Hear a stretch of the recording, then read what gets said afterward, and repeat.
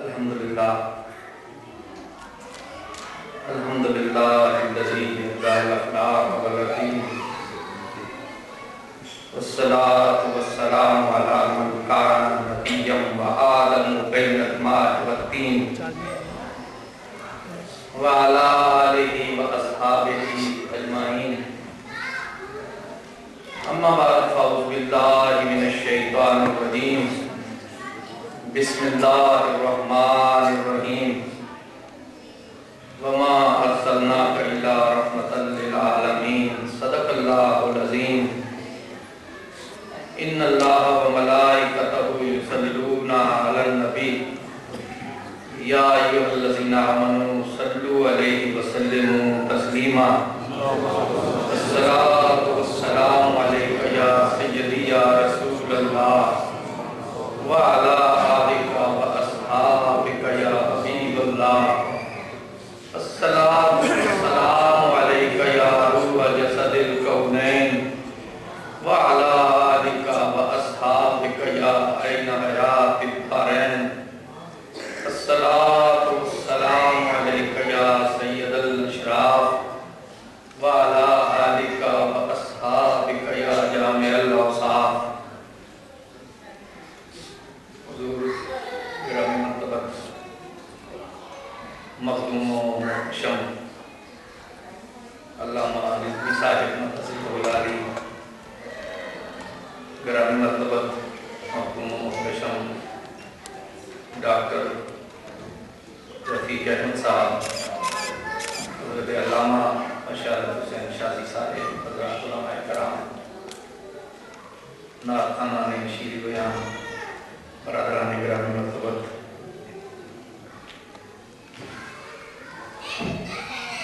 مجھے جس موضوع پر گفتگو کرنے کا حکم ہے وہ قرآن مقدس کی آیہ مبارکہ وما ارسلناک الا رحمتا للعالمین اے میرے پیارے محبوب ہم نے آپ کو تمام کائنات کے لیے تمام عالمین کے لیے سراپا رحمت بنا کر دیا اس حقیقت کا تذکرہ مجھ سے آنے والے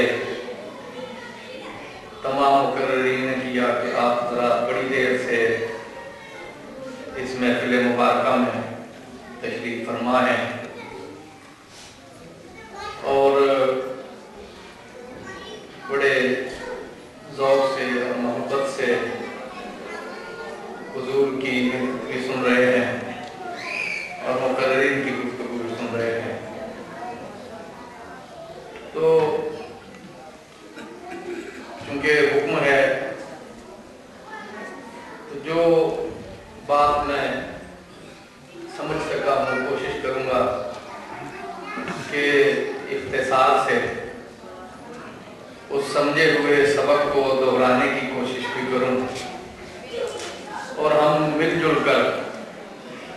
اللہ کے پیارے محبوب صلی اللہ علیہ وسلم کی عظمت و شان کو اپنی استعداد کے مطابق اس کے کچھ پہلو ہمیں سمجھ میں آ سکیں۔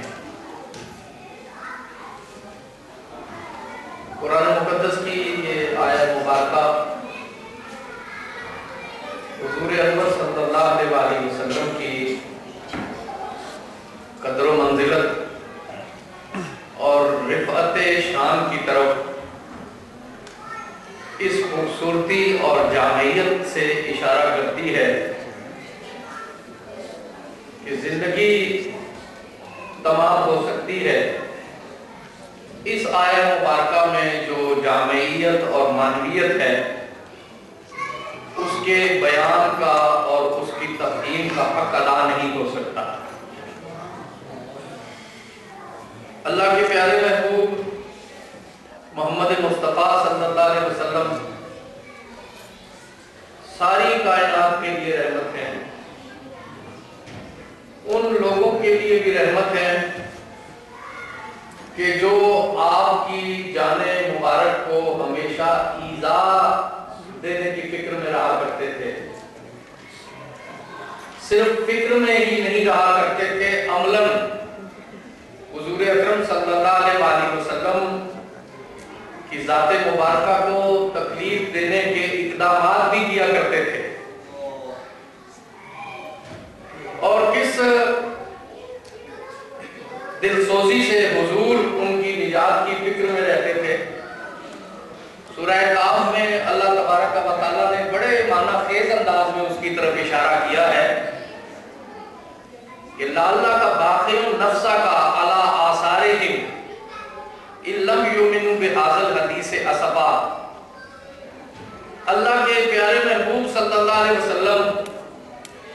جان کے دشمنوں کے لیے بھی، ان کی نجات کے لیے بھی اس طرح فکر مند رہتے ہیں، اس دل سوزی سے ان کے لیے دعائیں کرتے ہیں، رو رو کر اللہ کے حضور میں ان کی نجات، ان کی ہدایت اور ان کی بہتری کے لیے گزارشات کرتے ہیں. صرف گزارشات نہیں کرتے، ان کی جہالت دیکھ کر، ان کی نادانی دیکھ کر حضور اکرم صلی اللہ علیہ وسلم پر رقت اور گریہ طاری ہوتا ہے، اور اس انسانیت کے درد میں آپ اس درجہ گریہ ازاری کرتے ہیں، اتنا روتے ہیں کہ اللہ تبارک و تعالیٰ کی ذات مبارکہ کس پیار سے آپ سے استفسار فرما رہی ہے کہ اے میرے پیارے محبوب، ان نادانوں کی خاطر، ان دشمنوں کی خاطر، ان کم فہم لوگوں کی خاطر کیا آپ اتنے آنسو بہائیں گے کہ آپ کی جان کو نقصان کا اندیشہ ہو جائے گا؟ لعلہ کا باقی النفسہ کا علی آثارہم ان لم یؤمنوا بہذا الحدیث اسفا. کیا آپ ان لوگوں کی نادانی پہ، ان لوگوں کی کم فہمی پر اتنے آنسو بہائیں گے کہ رو رو کر اپنی طبیعت مبارکہ کو ہلکان کر دیں گے، اپنی صحت کا ضرور کر دیں گے، اپنی جان کو نقصان میں ڈال دیں گے؟ تو یہ دیکھیے کہ حضور کس درجہ کے رحمت للعالمین ہیں کہ دشمنوں کی نجات کے خاطر بھی اللہ سے رو رو کر اتنی دعائیں کر رہے ہیں کہ خود پاک پروردگار کو استفسار فرمانا پڑا کہ اے میرے محبوب، کیا آپ ان نادانوں کی خاطر اپنی جان کو نقصان میں ڈال لیں گے، اپنی جان کو آپ ضرر اور تکلیف میں مبتلا کر لیں گے؟ حضور کی رحمت کا کیا عالم ہے. قبلہ شاہ صاحب نے، قبلہ چشتی صاحب نے جس آیہ مبارکہ کی طرف اشارہ کیا، اگر اس کا شان نزول ہمارے پیش نظر ہو تو اس کی تفہیم کی کیفیت اور ذوق دو چند ہو جائے گی. کفار مکہ ایک دن حرم مبارک میں آتے ہیں، باجماعت آ کر، وہ دعا کی قبولیت کا مقام ہے، وہ محبوبیت کا مقام ہے. حرم مبارک جہاں بیت اللہ شریف ان کی نظروں کے سامنے ہے، اس مقام سے بڑھ کر کون سا مقام ہے کہ جہاں اللہ کے حضور میں آرزویں اور التجائیں کی جائیں؟ وہ سارے لوگ اکٹھے ہو کر آتے ہیں اور بیت اللہ شریف کا غلاف پکڑ لیتے ہیں. اب یہ دیکھیے کہ کامن سینس تو یہ کہتا ہے کہ انہوں نے اپنے لیے نجات کی دعا مانگی ہوگی، عافیت کی دعا مانگی ہوگی، انہوں نے اللہ سے شعور، علم اور آگہی مانگی ہوگی، لیکن الٹی کھوپڑی اور الٹی سمجھ وہ اللہ کے حضور میں کیا کہہ رہے ہیں؟ بیت اللہ شریف میں جا کر کہتے ہیں کہ اے پاک، اے اللہ، اگر تیرا یہ بندہ سچا ہے، یہ ذات مبارک جو کہ رسالت پاک، جو کہ آخری نبی ہونے کی دعوے دار ہے، اگر تیرے یہ رسول ہے واقعی اور یہ سچے ہیں، تو پھر ہم پر آسمان سے پتھر برسنے چاہیے اور ہمیں عذاب علیم میں مبتلا ہو جانا چاہیے. الٹی کھوپڑی الٹے سمجھ کہ اللہ سے گزارش کریں کہ اگر یہ محبوب سچا ہے اور ہمیں اس کی بات کی سمجھ نہیں آ رہی تو ہمیں سمجھنے کی توفیق عطا ہو، ہمیں دین کی تفہیم عطا ہو، ہمیں فہم اور بصیرت عطا ہو. لیکن وہ عقل کے اندھے اللہ کے گھر میں آ کر کیا بات کر رہے ہیں کہ اے اللہ، تیرا اگر محبوب یہ سچا ہے، یہ رسول سچا ہے، تو ہم پھر علینا حجارۃ من السماء، ہم پر آسمان سے پتھر برسنے چاہیے، عذاب علیم آ جانا چاہیے جس میں ہم مبتلا ہیں. اب یہ دیکھیے کہ یہ کتنا بڑا چیلنج ہے، یہ کتنی بڑی گستاخی ہے. بیت اللہ شریف کا غلاف پکڑ کر اللہ کو اس طرح چیلنج دینا کہ یہ اگر اللہ کا رسول ہے تو ہم پر پتھر برسے. ہمارا شعور کیا کہے گا کہ آسمان سے پتھر برس جاتے, زمین کے سینے میں شگاف ہو جاتا, کوئی طوفان تند و تیز کے ریلے آتے اور انہیں بہا کر لے جاتے. اس طرح وہ اللہ کو چیلنج دے رہے ہیں. لیکن ہمارے پاک پروردگار نے ان کی اس نادانی کے جواب میں کیا کہا؟ ما کان اللہ لیعذبہم, آپ کا پروردگار انہیں عذاب نہیں دے سکتا. آپ کا پروردگار